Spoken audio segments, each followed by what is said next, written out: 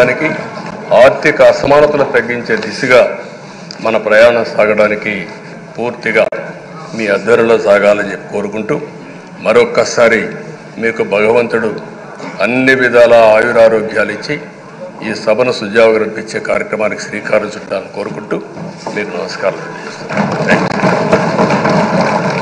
పెద్దలు గౌరవనీయులు పవన్ కళ్యాణ్ గారిని మాట్లాడవలసిందిగా కోరుతున్నాను.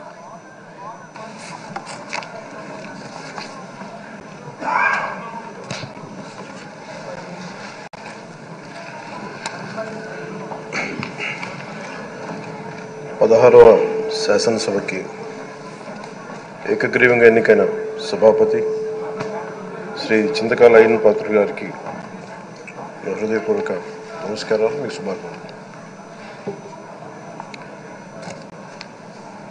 ఇది నేను మొదటిసారి అసెంబ్లీలోకి అడుగు పెట్టడం. ఇలాంటి సుదీర్ఘ రాజకీయ అనుభవం ఉన్న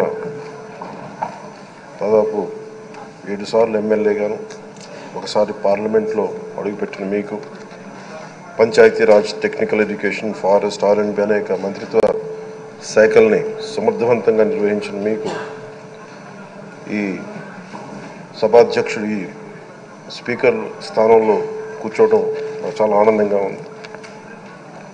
ఇన్ని దశాబ్దాలు ప్రజలు రాజకీయ జీవనంలో ఇన్ని దశాబ్దాలు ప్రజలు మీ వాడి వేడి చూశారు. మీకు కోపం వస్తే ఋషికొండను చెక్కినట్టు ప్రత్యర్థులకి పదునైన ఉత్తరాంధ్ర యాసలో గుండు కొట్టేస్తారు.